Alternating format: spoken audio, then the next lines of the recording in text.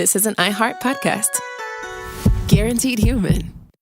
With no fees or minimums on checking accounts, it's no wonder that Capital One Bank Guy is so passionate about banking with Capital One. If he were here, he wouldn't just tell you about no fees or minimums. He'd also tell you about how Capital One cafes are open 7 days a week to assist with your banking needs. Yep, even on weekends. It's pretty much all he talks about, in a good way. What's in your wallet? Terms apply. See CapitalOne.com/bankguy. Capital One N.A., member FDIC.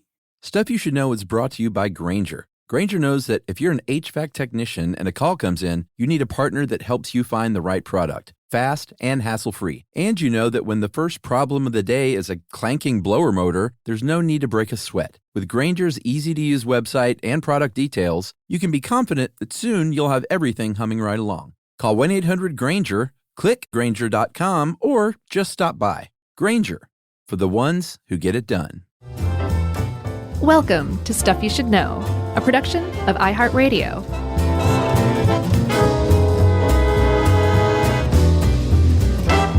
Hey, and welcome to the podcast. I'm Josh Q-Ball Clark. There's Charles W. Mr. Clean Bryant, and Jerry Sinead O'Connor Rowland. Rounds it out for Stuff You Should Know, the hair loss edition. Remember when Sinead O'Connor, when everyone got mad because she ripped up a picture of the Pope to protest Catholic Church? Yeah, we talked about this like a couple of weeks ago. Did we? Yeah. Did we? Yeah. Did we? Say it again. There you go. You're going up an octave each time. That's pretty impressive. I don't remember that. Oh, boy. We talked about a Saturday Night Live sketch where Frank Sinatra had her on and they were discussing stuff. Of course. The great Phil Hartman as chairman of the board. But Sinead O'Connor wasn't losing her hair. She made a conscious decision to basically stick it to the establishment and say, hey, I'm shaving my head. Yeah. And you know, I know that we haven't seen each other, but I'm starting to get a little thin on the crown after my hair being like my only decent defining feature as a man for many years. Sure. It's starting to thin out a little on the crown. It happens. Mine's been doing that for a little while. It is distressing at first, and then you just get used to it, especially when it plateaus for a while. Yeah. Like mine's in a plateau stage, and I'm like, okay, I can live. Let's hold here. We're okay holding here. But it's a thing for sure. It's not the funnest thing in the world to realize your hair is thinning. Yeah, I'm not doing anything about it, certainly, because I don't know. I don't have that kind of vanity. I have other kinds of vanity, but it's, and I don't see it. So I was talking to Noel about it on Movie Crush, and he was like, you just got to back out of every room you walk into. You're good. That is good advice. That's like hair club level advice. Yeah. But I'll just, I've shaved my hair about once a year anyway. So I'm fine to live that life too. Yeah. And it happens. It's one thing that like really kind of came through in researching hair loss is like, there's really nothing wrong with it. It's not medically debilitating in most cases. We should say pattern baldness, the far and away the most frequent reason people lose their hair, both men and women. There's nothing wrong with you. There's no disease. There's no problem with your metabolic functioning, nothing like that. It's strictly cultural, like cultural norms and preferences of beauty. That's it. That's the only thing. You're just kind of involuntary violating beauty norms of your culture. And if the rest of the culture can just get over it, which they generally do, you can get over it too. And that's that. And I've just dug my own grave because now I'm going to have to take my own medicine and get over it. I'm sure all of my hair is going to fall out in the next hour. No, it's not. But, we're going to cover types of hair loss and also some remedies. And we'll get into the couple of sort of prescription remedies that they have found over the years. Yeah. Which really hit me today more than ever, sort of how cruelly it's one of them at least is, which is like, hey, if you're a young and single man and you're starting to lose your hair and you're worried about, attracting ladies, we have something for you. And it might give you erectile dysfunction and you might not be interested in sex, but you'll have your hair back. You're going to have some hair, baby. Like, man, what a weird, cruel trade-off. I know. Chemistry giveth and chemistry taketh away. So I guess that was a spoiler, but I think most people know that and know what we're talking about. Yeah, we'll get into that in a little while. But first, I think we should talk about, if we're talking about hair loss, which we are talking about hair loss, we should talk about how hair grows in the first place, because it is just part of the natural order of things that your hair falls out. There's like 3 stages of hair growth that applies not just to human hair, but also to animal fur too. Because don't forget, you are an animal too, human. And so we have the same 3 stages of growth, shrinkage, and then resting.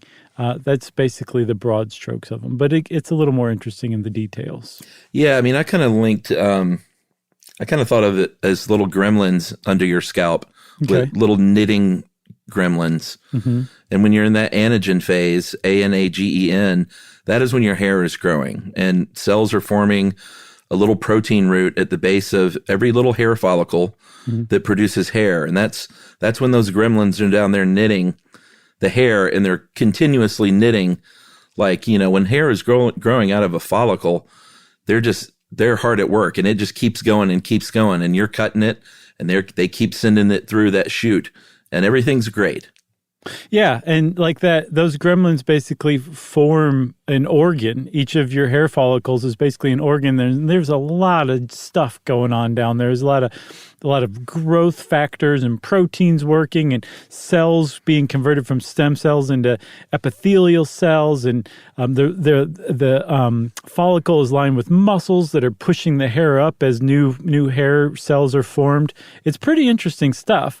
And this phase that you're talking about, where the gremlins are really working in overdrive, is called the anagen phase, and it lasts anywhere from 2 to 6 years for your hair.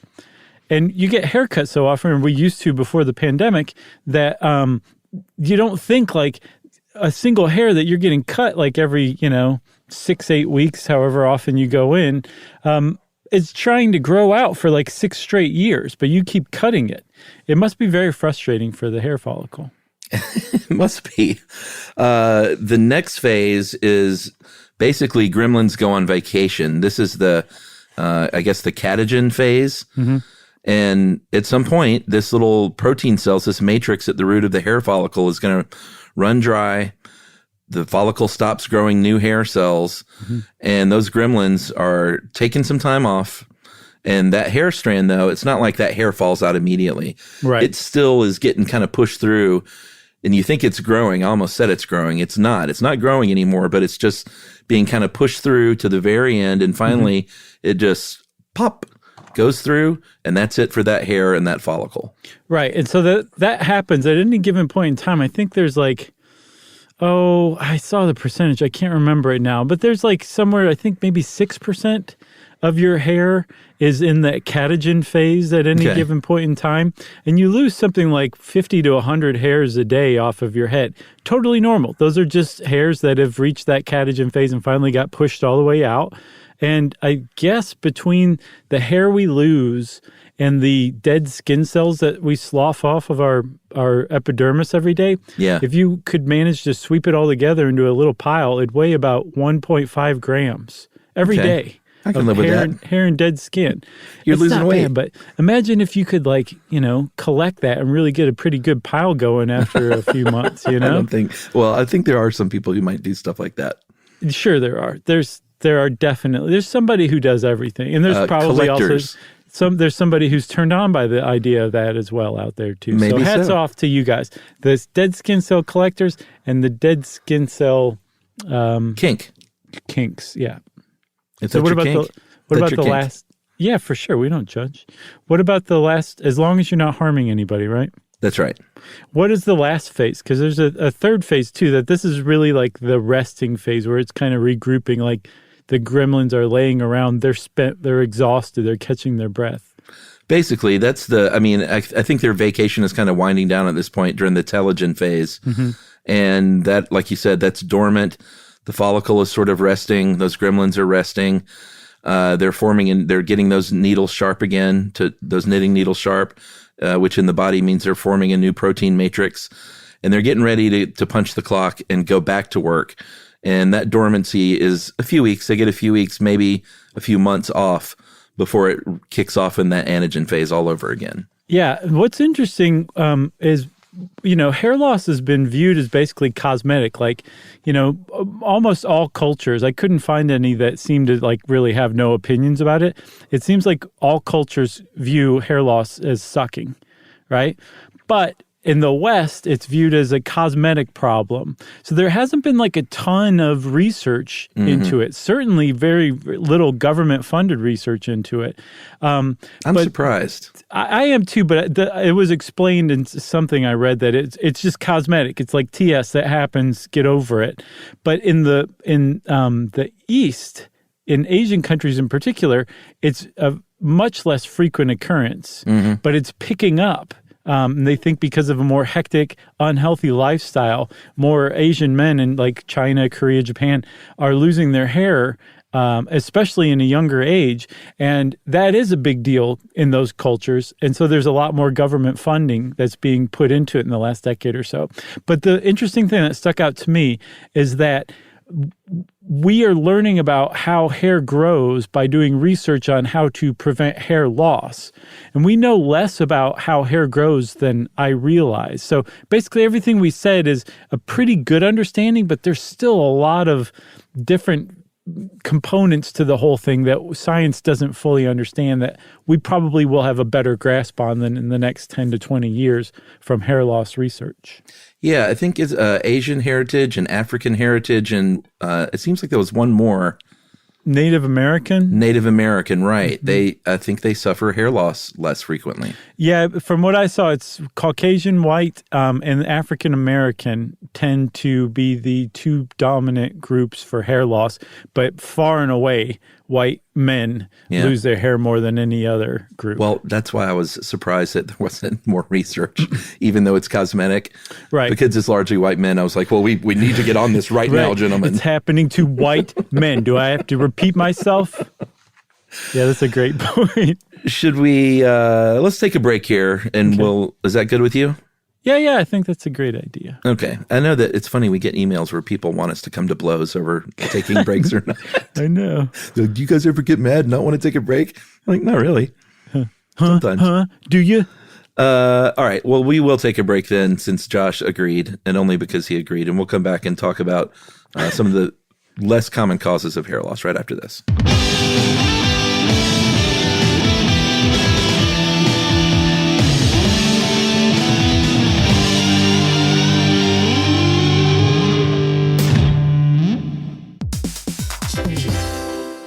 Hey, everybody. I want to talk to you a little bit about Tide Evo because it represents over 10 years of innovation and product development. Tide Evo is a first-of-its-kind technology where tens of thousands of minuscule fibers are spun together to form a 6 times powerful layer packed with scrubbers, brighteners, pre-treaters, and fresheners. And that's going to deliver a breakthrough clean that's so powerful, it feels like magic. Yeah, it is kind of like magic. Tide Evo is revolutionary. A 100% concentrated, waterless laundry tile that's made of compressed microfiber soap layers rather than liquid or powder. And it's not like pods or sheets because it uses 6 layers of detergent fibers to deliver superior cold water cleaning without plastic packaging of any kind. And it provides a mess-free, lightweight solution that dissolves lickety-split. So whenever you run into a laundry challenge, turn to Tide Evo. It's revolutionary. It's magic. Try new Tide Evo. Real laundry magic.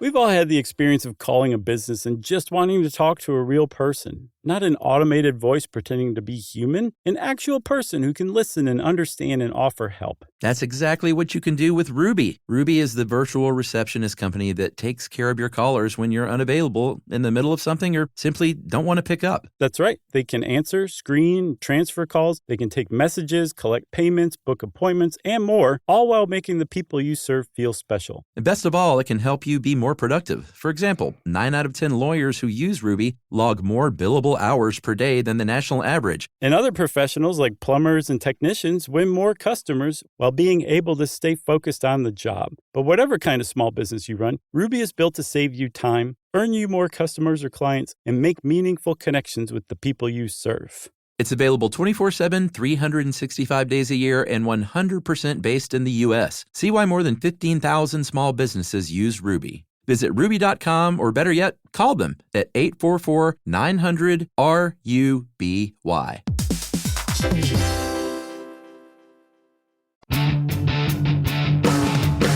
Learning things with Chuck and Josh. Stuff you should know. Okay, so Chuck, you've heard the word alopecia before, right? Yeah, for sure. So anytime I've heard alopecia, it's in reference to the condition that I didn't realize, but it makes sense, is an autoimmune disorder where you have no hair whatsoever, no eyebrows, no head hair, no hair on your legs, anywhere. But it turns out that all hair loss, scientifically speaking, of any kind, including, thinning of the hair that you and I have, is considered alopecia.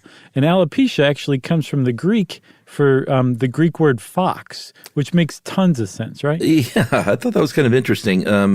Supposedly in ancient Greece, there were some foxes that could get a type of mange that caused them to lose hair in big patches. Mm-hmm.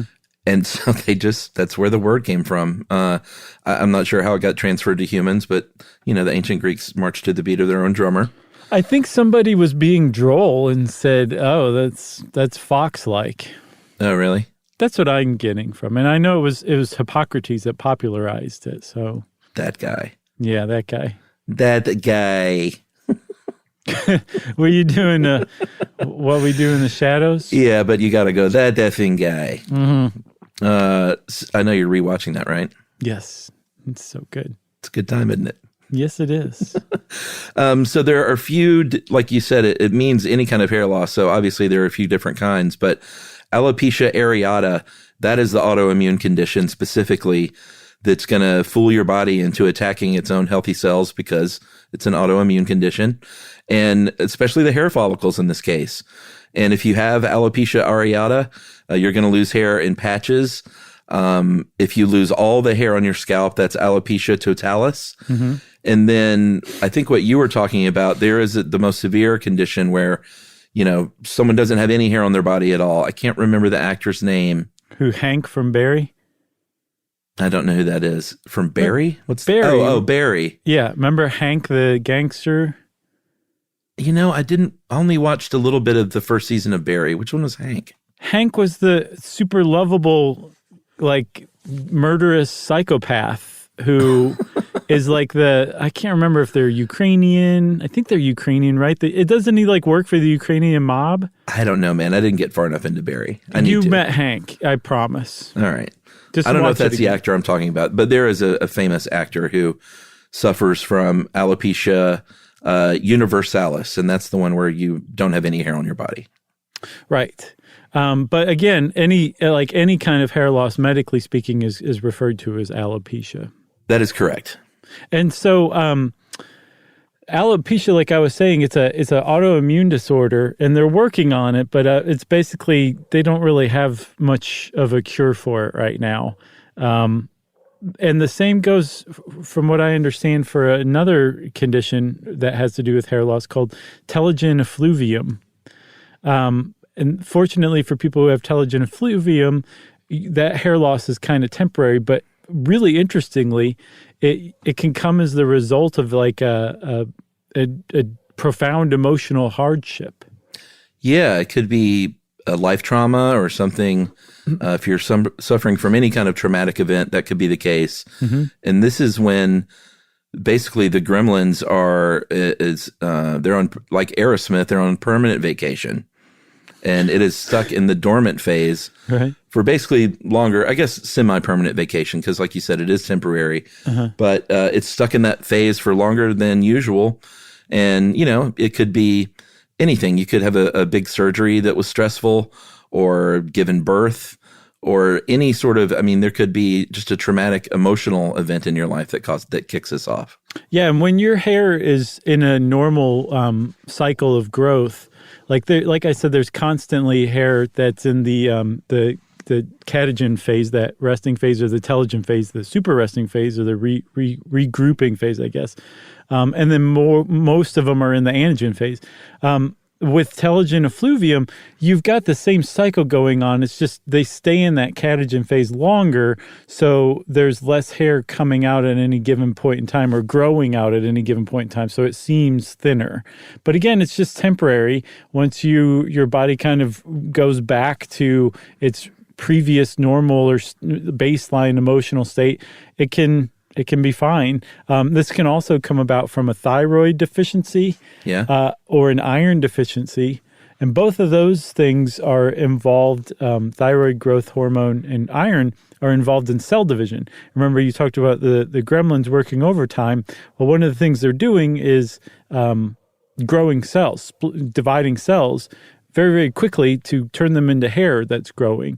And so if those two things aren't feeding this hair growth, that can cause this telogen effluvium too.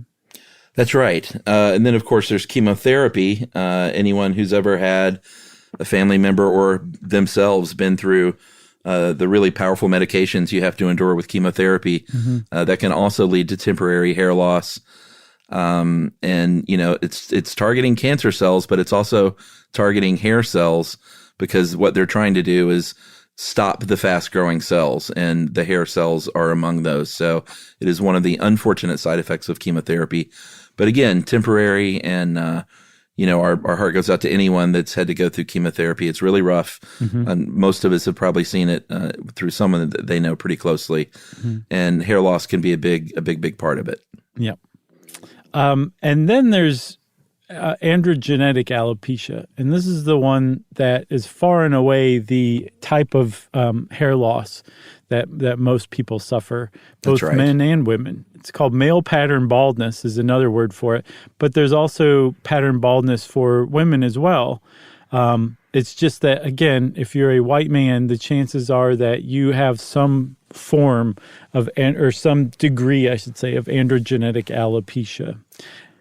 Yeah, I think it's about 40% of anyone who suffers from pattern baldness are women, but it's not talked about as much. I think, and it's not like it's only 10%. I mean, 40% is substantial, but it's usually not as severe. So, and it happens in a different way, which we'll get to, but so it may not be as noticeable to others. And I think, and that just with, probably male bias is the reason why you don't hear pattern baldness talked about for women as much. I think you're exactly right, for sure. Plus also, I mean, the basis of it too seems to have to do with male sex hormones. So it seems like, it's more directed toward males in general as well. Well, yeah. So what's the deal with that? So androgenetic refers to the Greek root word ander for man, and what it's really talking about are androgens, which are sex hormones. And in particular, one of the culprits is a form of testosterone called dihydrotestosterone, which is like testosterone on testosterone, basically. When testosterone comes in contact with something called 5-alpha reductase, which is some sort of enzyme that you can find in muscle tissue, it gets converted into this dihydrotestosterone, DHT. Yeah, I feel like we talked about this. Was it in the male puberty, maybe? Probably. I would guess either that or ballpoint pens. One of those two. It's funny. As you were saying that, I was trying to think of a funny one, and then there you had it, under control. Nice, thanks. One of us always has it under control. And if Bald neither one point of pens. us do, then we're in big trouble. Yeah, that's when it's time to go away. So this DHT stuff, this is the weird thing. Like, there is a general understanding that dihydrotestosterone has to do with pattern baldness, whether in males or females, but it's not exactly understood how it produces pattern baldness. We just know and have known since, I believe, the late 1940s, that if you have pattern baldness, you have a higher concentration of DHT in your scalp than people who don't have pattern baldness. So that seems like a pretty big clue. Yeah, and the reason it happens to both men and women is because both men and women produce testosterone. I think most people know this, but if you didn't pay attention in biology class, you may not know that women produce testosterone in their ovaries. and just not as much as men, obviously. So they have lower levels of testosterone, lower levels of DHT as a result. And so that's why they're in the minority as far as suffering from pattern baldness, and why it happens to a lesser degree when it does happen.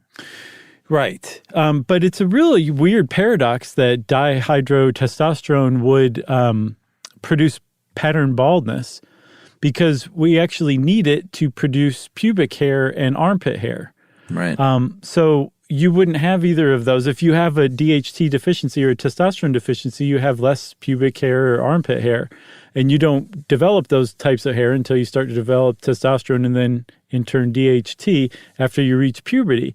Head hair has nothing to do with DHT, and yet at some point later in life, DHT for some reason starts to accumulate in the scalps of a lot of people, and it actually causes hair loss rather than hair growth.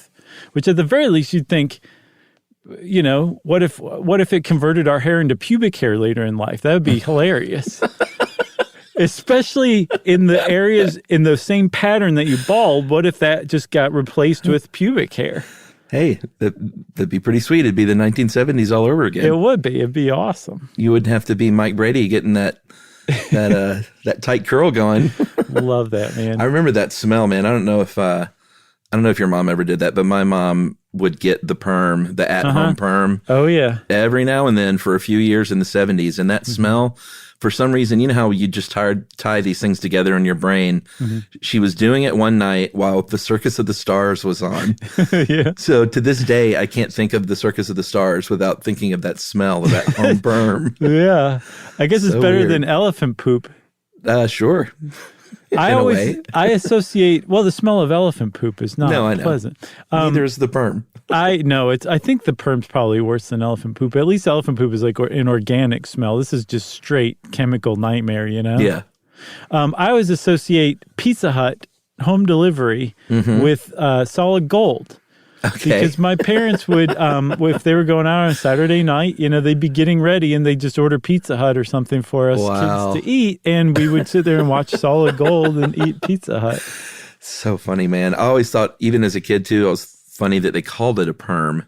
You're right. Because it wasn't permanent. And No. I learned it stood for permanent. And I remember being like 11 and saying like, they should call it a temp. And Glavin. yeah, and getting beat up on the playground probably. Right.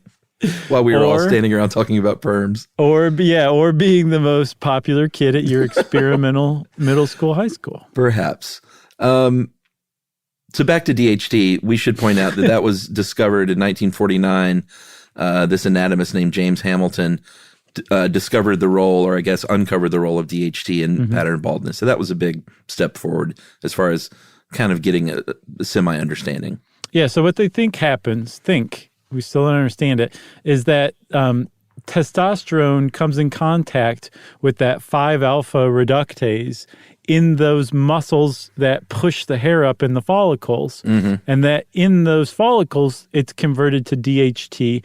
And then for some reason, somehow, some way, the DHT shrinks the hair follicle, and the hair follicle stays in the anagen, the growth phase, far less frequently, produces thinner, less robust hair, and then eventually just stops functioning at all. Yeah, and those gremlins quit. Yeah, they say, enough of this DHT stuff. I used to enjoy this neighborhood, and now the DHT came along, and I don't like it. He always wants to fight and push people around and talk about how much he can lift, and you want to come to his CrossFit class because he'll show you what real working out is all about. Yeah, and his dad's an attorney, and he'll sue you for all the money you got. Yeah, exactly. He's just a general pain.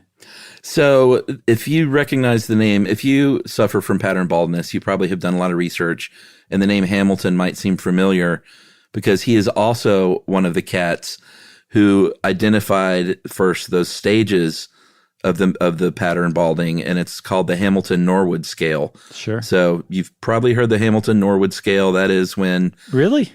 Huh? Yeah, I mean, I think if you start to, if you have an internet connection and you start to lose your hair, you probably find out pretty quickly. But it's not just like something people talk about. Okay. Unless it's, people that are all suffering hair loss, and they're all talking about where they are on the scale. It's not like the Bristol stool scale, which everybody knows about. No, or the Scoville hot pepper thing? Right, yeah. Not commonplace like that. You're right. But the common pattern that emerged that was recognized by Hamilton, and I don't even know, who was Norwood? Do you know? Norwood was Mr. Glenn Norwood. I can't even make this joke go anywhere. Let's just stop here. All right. And that's the end of that edit bit. that one out. Yeah. So the common pattern is you get an M sort of at the front of your hairline, at your forehead. The upper corners start to recede, and you might hear it called a receding hairline, and it sort of looks like the letter M because like the little Eddie Munster, it kind of comes to a point right. and then goes in on the sides, and that's step one. I think it's a very handsome look. It sure can be. The M hairline, receding hairline I think it's sharp. No, I do. And I haven't, mine went straight to the crown. I don't really have same here much of the receding hairline up front, but no. That's what's next is the bald spot on the crown or the vertex of the head. And the idea is, in the cruelest possible form, is the crown is losing it, the forehead is losing it, and they say, hey, why don't we meet in the middle and talk about this? Yeah. And that's what happened. They creep, the crown creeps forward and the hairline creeps backward, and eventually they meet in the middle and they go, hey, it's nice to meet you. Let's go on vacation forever. And then you have no hair on the top of your head. And if you let all your hair grow that's still there, you're going to have that hair on the sides and in the back, because it's weird, but it doesn't affect the sides and the back of the hair in the same way. The follicles are different. You go from Gene Hackman in The French Connection. Okay. To Gene Hackman in Absolute Power. Okay. And then eventually, if it keeps going, you end up as Gene Hackman in Superman. Okay. And then eventually the Royal Tenenbaums, and then you retire. Right. But so there's also this possible outcome of the M receding hairline meeting up with the bald spot on the crown, in that there's a little island tuft of hair in the forehead that was like the dip or the lowest point of the M, or the downward point of the M, that got left behind. Yeah. And so you still have a little cute little Tintin patch of hair right there. That is a possible outcome of this. But more likely than not, you're going to end up with just that ring of hair, kind of like Patrick Stewart in Star Trek The Next Generation. Yeah, and again, it's because the hair on the sides, the follicles on the sides and the back are naturally DHT resistant, even if you have that pattern baldness.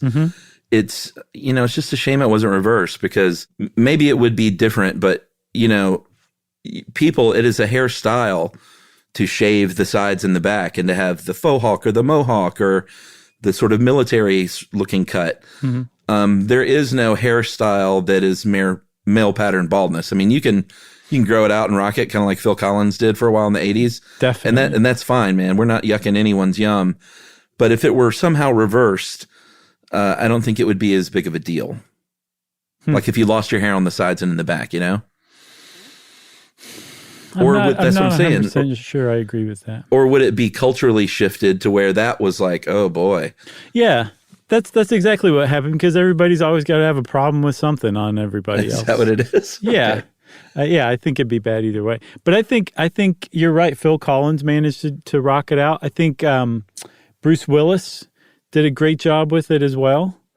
Yeah, and he started shaving pretty early on too. He just went with it. Eventually, but he still had the stubble. He didn't go like straight up like, just like Jeff Bezos or anything like that. Yeah, he eventually did. Like Travolta now, like props to I'm proud Travolta of him, yes. for finally giving in and getting rid. I mean, I think he probably had hair plugs, which we'll get to, or at the very least, whatever. We'll talk about the newer treatments. Yeah, and it's one of those things where there's certain male actors where when you compare photos of them today to photos of them 15 years ago, and they have more hair now, it's one of those things where you're like, all right, It's the Jeremy Piven effect. Like, I think we know what's happening here. Sure. And, especially if you're an actor, that is your, I mean, it may be harder to just embrace the like, all right, I'll just shave my head thing, because you may think you may not work as much or something, or you may not be appropriate for certain kinds of roles you want to get. So, Right. I could see them tying it into work somehow. And certainly actors are not historically short on ego. So that plays a part as well. Sure. I was reading a BBC article and they interviewed an actor named James Nesbitt, who's fairly well known. And he credited his hair restoration with basically restoration of his career. Like he started getting parts again that he was getting passed over for. He said his confidence went up. And I mean, more power to you. If you want to do something about your hair loss, that's fine. If you want to go the Travolta way, that's fine too. But yeah, I mean, that's... I think people who are like, yeah, there's before and after pictures. Like there's a very famous one of Elon Musk in his PayPal days. He was young, very young when he started to thin pretty dramatically. And then now if you look at Elon Musk, he has a beautiful full head of hair. And I think look at that. he cares exactly bagel of whether you realize that he got hair plugs or not because he's got hair again. Well, So who if knows it's what like, crazy. He probably invented some treatment that only he is privy to. That's right. That's right. But then if you look at Jeff Bezos, he went the other way. He's definitely got a few bucks that he could spend on that, I would guess. And Sure. he decided not to, which I'm surprised by, actually. He seems like the type who would go full like, Yeah, maybe. Bob Ross maybe. Yeah, I mean, he could have an underground illegal scalp farm for all we know Sure. that he's mining. Right. It has nothing to do with hair growth. Yeah, he's looking to sell that stuff. They'll deliver it to your porch via drone one day. Right. Some like robot just drops a bloody scalp on your porch and a big thud. There you go. Put it on. I didn't order this. Put it on. One says size fits Bezos all. through the drone watching you tremble. So that is male pattern baldness. With women, if they suffer from pattern baldness, it is going to be not as predictable. It's not like male pattern baldness in that the thinning kind of happens more everywhere. It's not like it just happens from front to back and then you lose all your hair in that U shape, that kind of horseshoe pattern. It is much slower than male pattern balding. And again, it's because they have low testosterone and low DHT as a result. But again, it's 40% of women, 40% of pattern baldness are women who suffer from it. So, and it is a thing, a woman's hair is very important to their esteem and their body image. So when a woman's hair starts thinning and falling out, it is just as traumatic. Oh, And I would think, say more. I would argue much more. In the yeah, West, maybe at so. least. I mean, Yeah. it is certainly not, and maybe more so because there's not as much attention paid and maybe like, hey, is anyone even listening that this is an issue?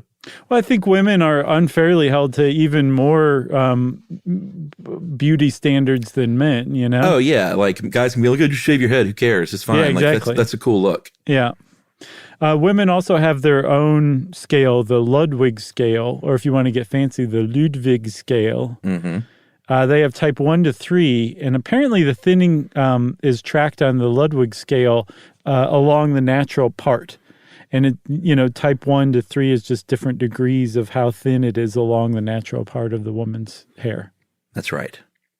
Should we take another break? Yeah, let's take a break, and then we'll come back and talk about all of the things people have been doing for thousands of years to combat hair loss.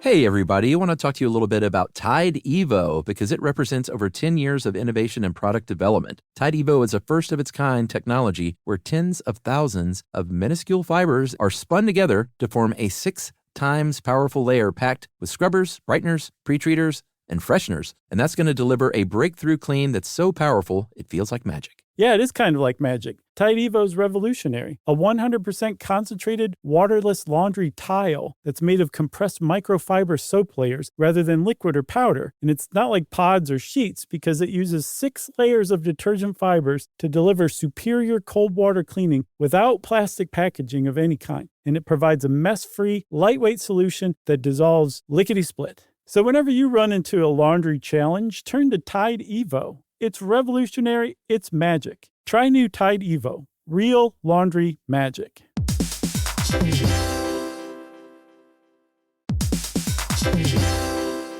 We've all had the experience of calling a business and just wanting to talk to a real person. Not an automated voice pretending to be human, an actual person who can listen and understand and offer help. That's exactly what you can do with Ruby. Ruby is the virtual receptionist company that takes care of your callers when you're unavailable in the middle of something or simply don't want to pick up. That's right. They can answer, screen, transfer calls. They can take messages, collect payments, book appointments, and more, all while making the people you serve feel special. And best of all, it can help you be more productive. For example, 9 out of 10 lawyers who use Ruby log more billable hours per day than the national average. And other professionals like plumbers and technicians win more customers while being able to stay focused on the job. But whatever kind of small business you run, Ruby is built to save you time, earn you more customers or clients, and make meaningful connections with the people you serve.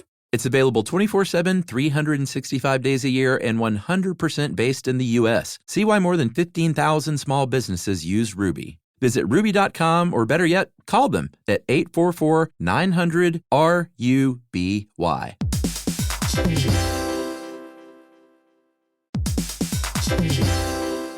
Hey everybody, here's a fact for you. In the United States, there is a break-in every 26 seconds, and that means that somewhere right now, an intruder is getting closer. And the problem with most security systems is that they only alert you after the break-in has started, and that's too late. Well, that's what makes SimpliSafe different. They use alerts. SimpliSafe's U.S.-based live agents, they identify threats on your property and help deter them before they actually break in. So the intruder never gets into your house. The crime is stopped before it even starts. That's right. And another great thing about SimpliSafe is they have no long-term contracts. They give you peace of mind and great value with their monitoring deterrence plans because they just start at about $1 a day. Yeah, SimpliSafe sent us a setup years back, and I still use mine every day. Yeah, and apparently setup, you can do it by yourself in under 30 minutes, so it's a really good value and it doesn't take long. So if you want to experience the SimpliSafe peace of mind, you can take advantage of the SimpliSafe discount offered to Stuff You Should Know listeners. Right now, you can get 50% off your new system by visiting simplisafe.com/stuff. That's half off at simplisafe.com/stuff. There's no safe like SimpliSafe.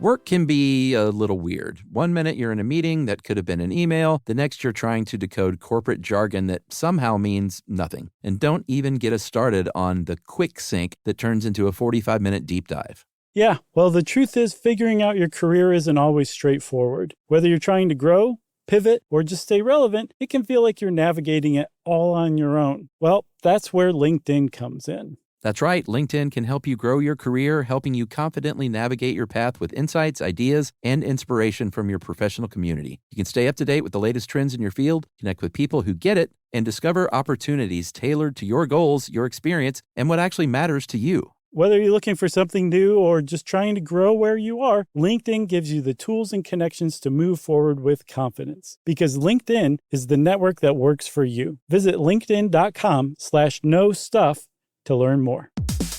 Learning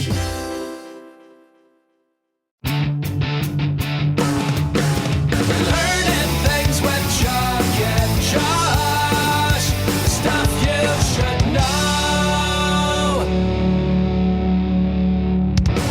All right. So this is one thing I know for a fact. If you are a young man and you are wondering if this is in your future, just look at your mom's dad and you've solved the problem. So that is a myth. What? Allegedly. Yes. I'm being coy. Oh, you were? Man, you are just an amazing actor. You always say you're not, and you really are. Allegedly. I mean, I don't think they've said outright it has nothing to do with it, right? No, there was a German study from 2005 that actually found there's a little bit on the X chromosome that bald men share in common. So it's possible because you get your X chromosome from your mom, and there's a 50% chance that the X chromosome came from your grandfather. That's where the basis of that old myth came from. It may be true, but what they seem to be thinking is that there's way more genes involved than, say, just one on the X chromosome. That are involved in pattern baldness. But the upshot of it is, if you really want to know whether you're going to go bald or your chances of going bald, how many bald men are there in your family? That's really what you should be like on both at. sides. Yeah. Just start looking at old family albums and maybe pour yourself a drink. Sure, to steady your nerves. Yeah, I mean, we have pretty good hair in my family. My brother, he has this legendary thick black wavy hair. It's just infuriating. It should get a trophy of some sort. Should. But like my grandfather, my mom's dad, he died with a big thick head of curly hair, and my uncles, my mom's brothers, both have really robust hair still. My brother does. My dad's, I'm pretty much my dad. I mean, my dad now is 80-ish, and he started thinning on the crown, quite a few years ago, and it's pretty thin on top, but it never went away on top. It's just pretty thin. My dad did the same thing. It's like he's got a pretty decent circle you can calibrate a compass by, right.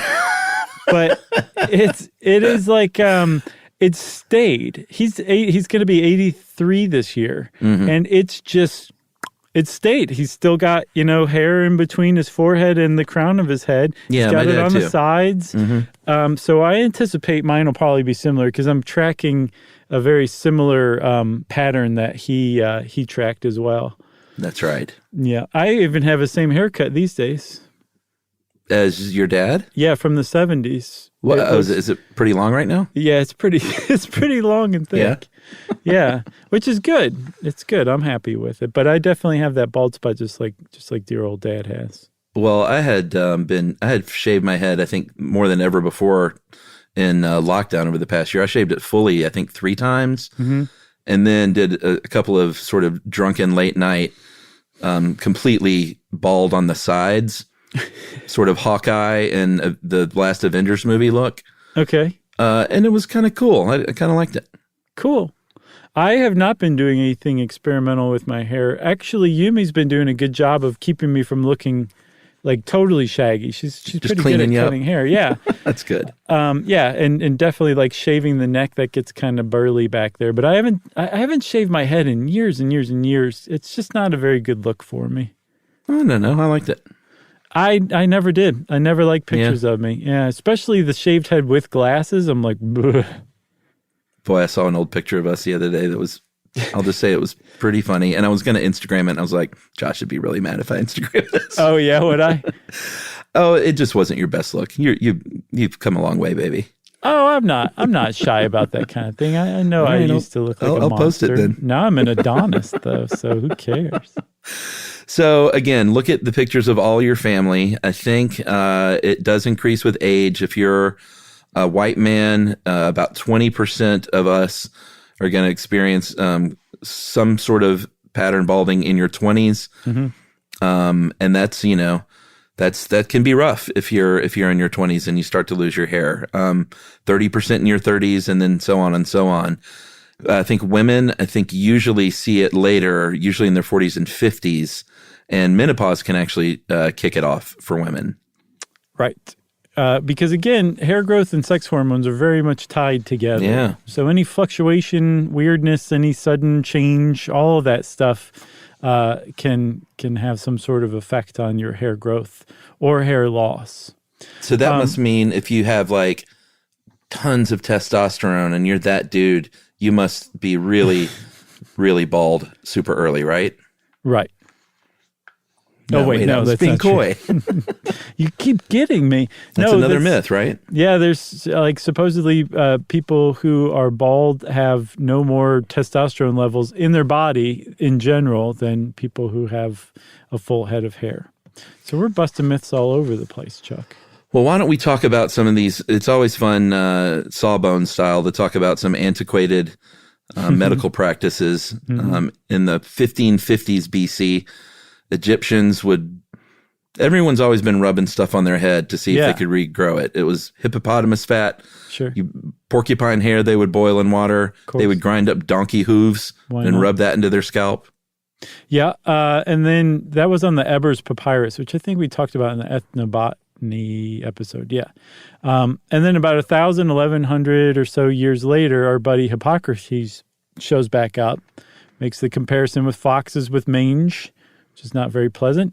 And then also says, hey, get your hands on some opium and horseradish, get some pigeon poop and some beets and spices, like he's suddenly Colonel Sanders or something. Right. Smoke the opium. Put it all together right. Yeah, and then there you go. You're fine after that. You don't care about your hair loss anymore. That's right. And then put it all together and rub it on your head.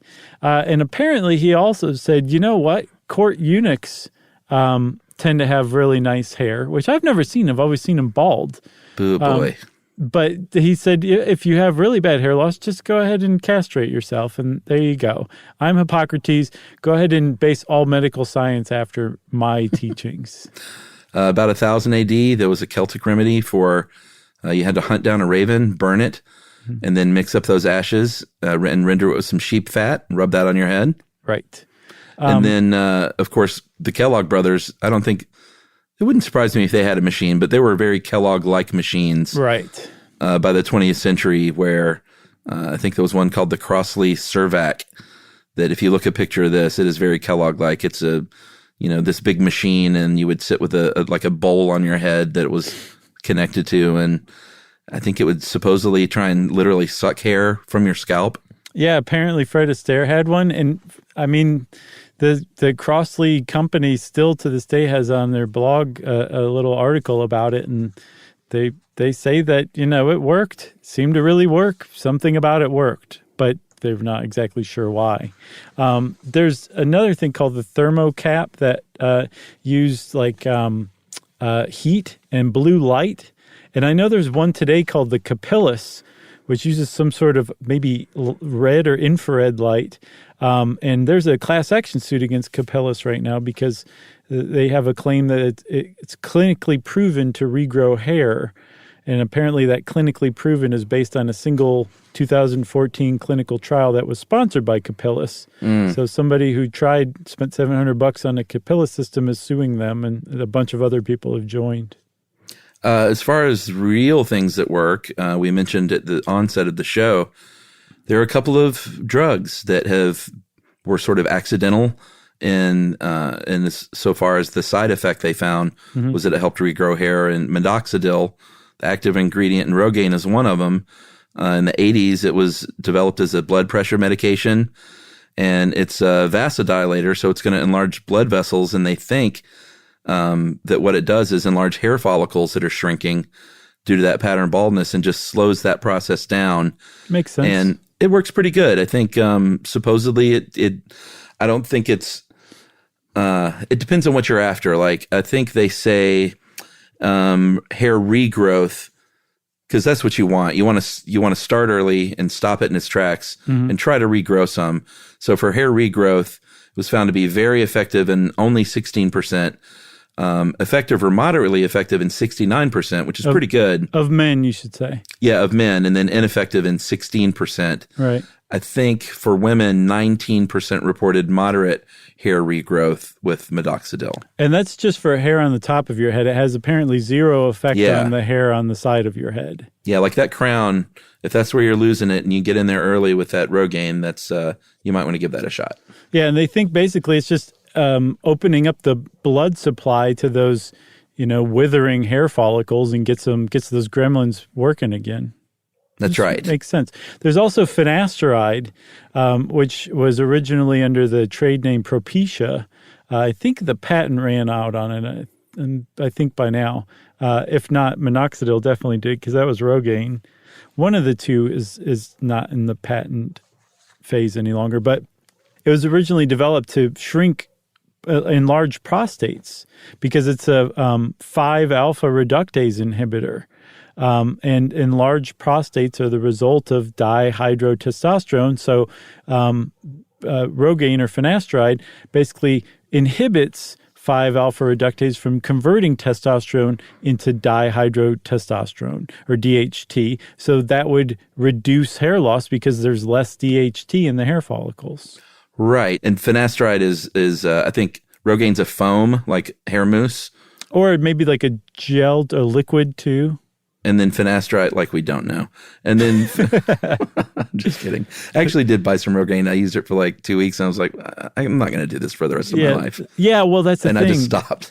We should say like both minoxidil and finasteride have to be used forever for as long as you want to keep trying to work on your hair. Yeah, I ran out, and it was just one of those things. I have a hard time doing a thing every day anyway, and I was like, it just did not last. So I've got 3 or 4 things. If anyone wants some free Rogaine, I'll send it to them. Oh, that's nice of you. I'll just mail you my leftover things. I'm sure that's nice. If it's over the counter, I think we're okay, legally speaking. And one more thing about finasteride, Chuck, is it's like you were saying, it produces erectile dysfunction and loss of interest in sex in men. And then in animal studies, it produced birth defects in male genitalia for pregnant animals. So that's been kind of extended to pregnant women, human women, saying like, if don't get anywhere near finasteride because it may produce birth defects in your baby. I did not know that. Well, one of the reasons you did not know that is because apparently there was a 1998 lawsuit against Merck, and this judge in Brooklyn, Judge Brian Cogan, allowed these documents, Merck internal documents, to be sealed that basically said, yeah, we're well aware of this and we can't let this get out because people won't want Propecia any longer if they know about the prolonged sexual side effects, which is terrible. That is terrible. Yeah. So then you got the hair plugs that we talked about. This was from the 1950s. Sometimes it looks that way. Dr. Norman Orentreich, I'm not sure which it is, came up with this sort of crude method where they would punch out little circles of skin from a donor site on the back of your head, where you still, like we said, the follicles are working great back there. And these were little plugs about 4 millimeters in diameter. And then they would transplant those to where you were balding and hopefully regrow your hair. And it didn't look great. It left scars in the back, and it took time for it to grow in up front. So it would look very sort of planted, if you will. Well, yeah. I mean, it's like in these neat little rows, these little plugs of hair, like it left a lot to be desired for sure. It has come a long way since then. Now they use something called FUE, follicular unit extraction, and that allows them to extract what they call follicular units, 3 or 4 follicles, and there's no scarring back there, and they can transplant them much more closely and fill in, if you were liking it to like a row of corn, filling in those rows in between as well, so it looked better. Much more natural. Where it was thinning. Something interesting I saw was that Dr. Orentreich, he followed in the footsteps of some other people that dated back to 1897. There was a Turkish doctor named Menachem Hodara, who apparently was the first one to really do a hair transplant procedure.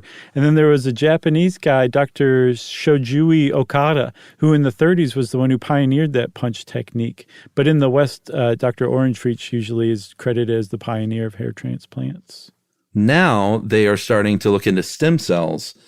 And this has a lot of promise because researchers found out, or I guess figured out through a lot of study, is that one of the reasons that why hair follicles can continue, those gremlins can keep working, is because each hair follicle has a little well of stem cells, including those follicular stem cells and dermal papilla cells that you were talking about, I think at the very beginning. And in Japan and here in the States, there are scientists who figure out how to extract those stem cells, grow these new follicles in a lab.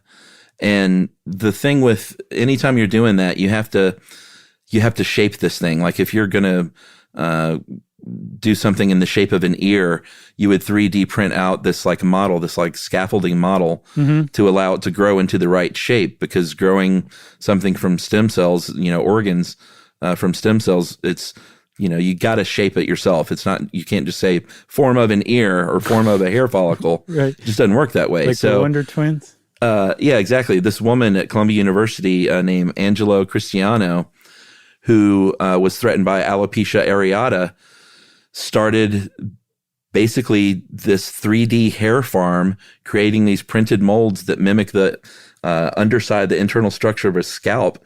So she can grow these, it sounds so gross, but grow these little hair fields that I was kind of talking about with Bezos. Yeah, because here's the thing, like if you are already bald, you don't have any donor sites to get the follicular extraction from, right? Yeah. And if you do have some, eventually you're going to start to thin that out when you're harvesting it. This stem cell like hair farm that's grown in vitro solves that problem. You got all the donor follicles that you need right there without having to take any from the head, which is beautiful. Pretty cool. Yeah. And this could be the future, I think it definitely is. They're basically at the point where they can grow hair. They just are now trying to figure out how to make it not wiry or pigmented the right way. And all it seems to be is that figuring out in more granular detail what the actual conditions are in your hair follicle, in your scalp, and then recreating that in vitro. Yeah, and how to name it something other than a hair farm. Right. So I think we should close with the idea, we like to talk about evolution and whether or not something was an evolutionary adaptation to stick around. Mm-hmm. And you might think if women are always being surveyed about attractiveness of men and balding men rank low on that list, why on earth would it stick around as an evolutionary trait? And I think it took a doctor named Frank Muscarella to come around and say, maybe we should ask women a lot of things, attractiveness, but also does this guy look smart? Does he look trustworthy? Does he look approachable? Does he look like he might be a good long-term mate? Mm-hmm. And balding men did rank lower in attractiveness, but they ranked a lot higher in all those other areas. So that might explain why it stuck around as an evolutionary adaptation, even though not everyone agrees.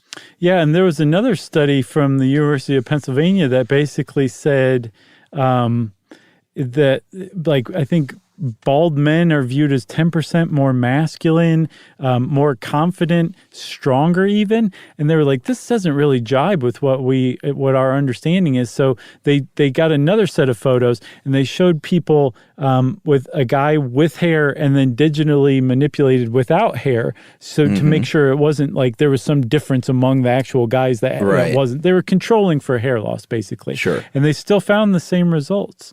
But it's like you said, they keep trying to pigeonhole things into like what the evolutionary fitness is, and some people are like, just not everything fits that in a neat, tidy way. It's possible baldness is just an aberration. Like it's not something we're supposed to do, but it had nothing to do with helping the species along or holding it back, That's right. You got anything else? No, I hope we displayed the proper sensitivities here. If anyone is suffering from hair loss, then it can be a tough thing, and handle it the best way you know how. Yeah, agreed. And since Chuck said the best way you know how, I think it's time for listener mail. It is. This is, believe it or not, Sammy Davis Jr. enters the picture. Okay. And this is from Molly. She says, I recently found out I have a distant but kind of wild Sammy Davis Jr. connection. Turns out my great-great-great aunt is the one who caused the car accident that caused Sammy Davis Jr. to lose his eye. Oh my gosh. Her name was Helen Boss. She was 72 when she stopped in the middle of the highway in California and started to reverse because she missed her exit and caused the infamous car wreck. She missed her exit and was lost because she was from Akron, Ohio, and had just done a cross-country road trip to California. She says, my whole family's from the Cleveland, Akron area. Shout out, Ohio. Molly, my wife's as well. Me too. There was another woman in the car with her that had been taking turns driving. They both suffered from injuries, some injuries as well. And there were some lawsuits flying from all parties post-accident. I believe Sammy was cleared of any wrongdoing, even though he rear-ended them. This isn't really a proud family moment, but when my mom told me the story, I thought it was pretty interesting. Yeah. Love the podcast. I'm a tax accountant. Wanted to say there's at least one person that absolutely loves when you cover tax and financial topics. That is from Molly B. Nice work, Molly. Appreciate that. That is a rando family history, if I've ever heard one. It's good. I agree. Totally interesting. If you've got some weird part of your family history that you want to share with us, we'd love to hear it. You can send it in an email to stuffpodcast@iheartradio.com. Stuff You Should Know is a production of iHeartRadio. For more podcasts from iHeartRadio, visit the iHeartRadio app, Apple Podcasts, or wherever you listen to your favorite shows.